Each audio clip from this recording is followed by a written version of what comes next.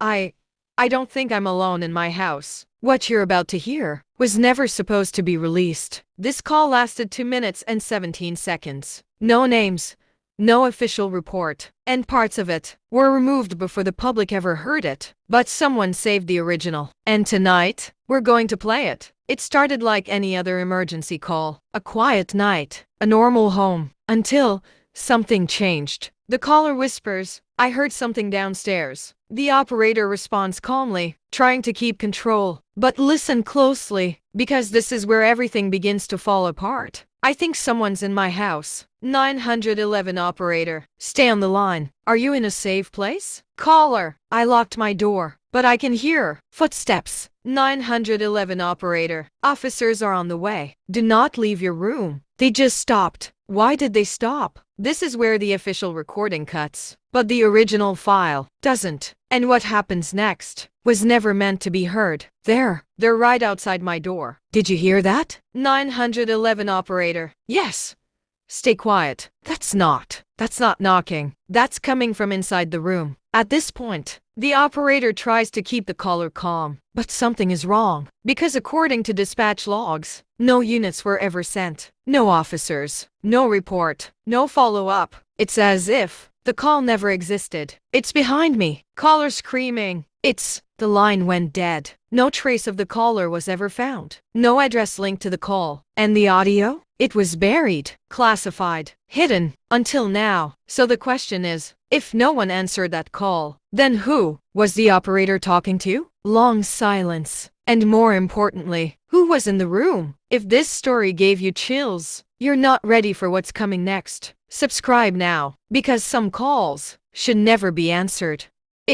Hello. This isn't a continuation of the call, because what happened next was recorded hours later. After the line went dead, dispatch logged the call as terminated. No officers sent. No follow-up. But at 3:12 a.m., that same number called back. At first, they assumed it was a glitch, a system error, but the call connected. Same line, same background static. Just one problem. The caller was already gone. 911 operator, 911. "What's your emergency?" Voice calm, unnatural. "Why did you stop listening?" 911 operator confused. "Sir or ma'am, can you identify yourself?" Voice, "You heard it. Scratching, breathing, faint dragging sound." Voice whispers, "But you didn't send anyone." The operator later claimed, this voice didn't sound human, not distorted, not robotic, just wrong, like it was trying to imitate something it didn't fully understand. Investigators pulled older call logs, and that's when they found it. This wasn't the first time. Over the past 8 years, there were 17 similar calls. Same pattern. Someone reports a presence. The call cuts abruptly. Hours later, it calls back, but the voice is never the same. It always changes, learns, adapts. One recording stood out. A dispatcher whispered something they weren't supposed to say. "Repeat exactly what you hear." The voice on the line repeated her words perfectly, but not at the same time. Not after. Before she even spoke. After that call, the dispatcher resigned the next day. No explanation. But in her final report, she wrote just one sentence. "I don't think it's inside their homes. I think it's learning how to get in." The last recorded callback came from a number that doesn't exist. No carrier, no signal origin, just a voice that now sounded exactly like the first caller. So now we know it doesn't just listen, it remembers, it copies, and maybe it's still waiting for someone to answer. Because in part, we're going to uncover something even worse. A case where the call came from inside the police station itself. Subscribe now, because this story isn't over. Unit 12.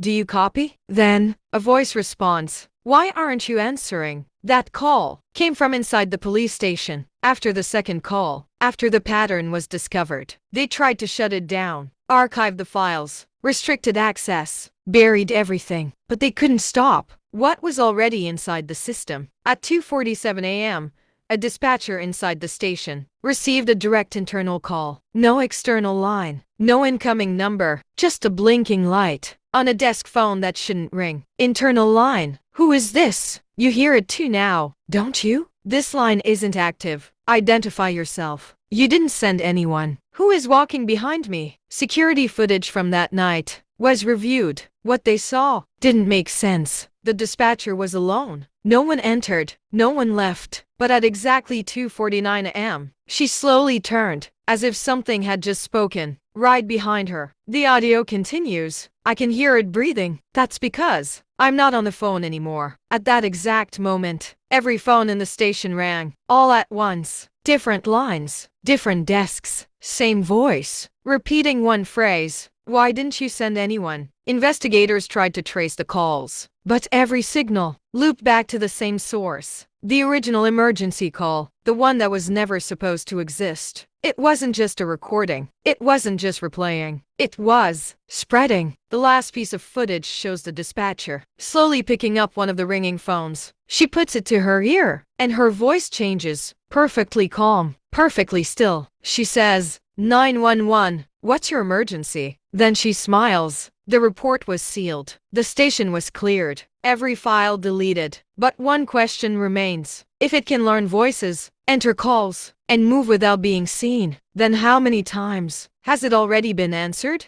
Next time you hear silence on a call, listen carefully, because it might not be a bad connection. It might be something waiting to speak.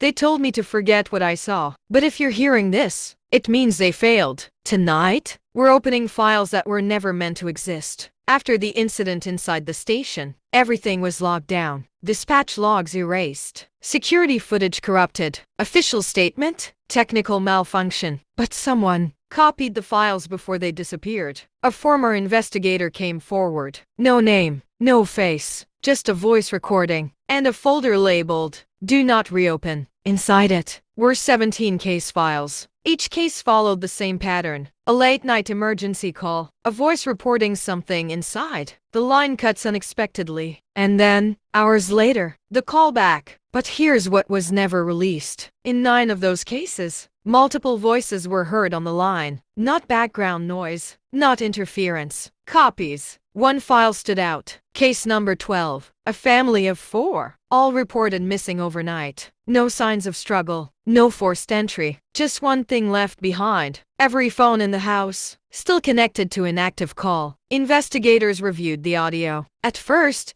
it sounded like static. But when enhanced, they heard voices. 4 of them. All speaking at once. All saying the same thing. We let it in. The investigator tried to trace the origin. But every file led back to the same place. The very first call. The one that started everything. But here's the part they buried. That call was never received by 911. It was logged as an outgoing call, which means it didn't come from a victim. It didn't come from a house. It didn't come from anywhere we know. It called us. The investigator ended the recording with a warning. Whatever this is, it doesn't break in. It waits for someone to answer. We're going to hear from the only people who survived. And what they describe is far worse than anything in these files. Subscribe now, because the next time your phone rings, you might recognize the voice.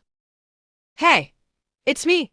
Pick up. The problem is, the person calling you isn't supposed to be alive. After the sealed files were leaked, a few people came forward. Not witnesses, survivors, people who received the call and lived. They all described the same thing. The call doesn't start with fear. It starts with something familiar, a friend, a parent, someone you trust. The voice is perfect. Too perfect. One survivor said the call came at 2:30 a.m. He answered and heard his sister's voice, crying, begging him to open the door. There was just one problem. His sister had died 2 years earlier. He froze. The voice kept pleading, "Please, I'm outside. It's cold." Then it changed. The crying stopped, and the voice said, "You don't remember me?" Another survivor didn't get a phone call. He heard it through a voice note, sent from his own number, time-stamped, 5 minutes in the future. When he played it, it was his voice, panicked, whispering, "Don't listen to it. Don't answer again." This is what they all had in common. They answered once, and something tried to get closer. They hesitated, and it adapted. They refused, and it changed tactics. Because it doesn't just copy voices anymore. It learns emotions, memories, weaknesses. Every survivor reported the same final moment. Right before the call ended, the voice stopped pretending and said one thing: "I almost had you." But here's what doesn't make sense. If it almost had them, then why are they still here? Because maybe it doesn't need everyone. Maybe it only needs the ones who answer twice. And that brings us to something no one can explain. Every survivor received a second call, days later, weeks later, from the same voice, same number, same question. Are you ready now? We're going to analyze the signal itself, because what experts discovered suggests this isn't random. It's a message, and it's still being sent. Subscribe now, and whatever you do, if your phone rings twice, don't answer. We hear you. They thought it was a normal call signal, until they realized it wasn't coming from Earth. After survivors came forward, the recordings were sent to analysts, audio engineers, signal experts, people trained to find patterns in noise. What they discovered changed everything. At first, the signal looked ordinary, standard frequency, normal transmission range. But hidden underneath was something else. A second layer, buried deep in the static. Something intentional. When isolated, the background noise wasn't random. It formed pulses, repeating sequences, like a code, like a language. Experts ran it through decoding software. Patterns aligned, symbols formed, and then a phrase appeared. Simple, clear, impossible. Let us in. But that wasn't the disturbing part, because the signal didn't stay the same. Every time a new call was recorded, the pattern changed, improved, as if it was learning how to communicate better. Then one analyst noticed something else. The signal didn't just travel through phones. It appeared in radio frequencies, emergency broadcasts, even offline recordings. It wasn't being transmitted. It was already here. When mapped visually, the signal formed something unexpected. Not words, not symbols, a shape, a structure, almost like a doorway. And suddenly, everything made sense. The voices, the mimicry, the calls. It's not random. It's not hunting. It's trying to align something, to match us, to synchronize, so it can cross over. One final test was conducted. They played the decoded signal back through a phone line. Just once, every device in the room started ringing, not from outside, not from any number, but from within the system itself. And when one of them answered, the voice didn't ask a question. It said, "Thank you for opening the line." We go back to where this all began. The very first call, the one that started everything. And the operator, who never stopped hearing it. Subscribe now, because this signal might already be closer than you think.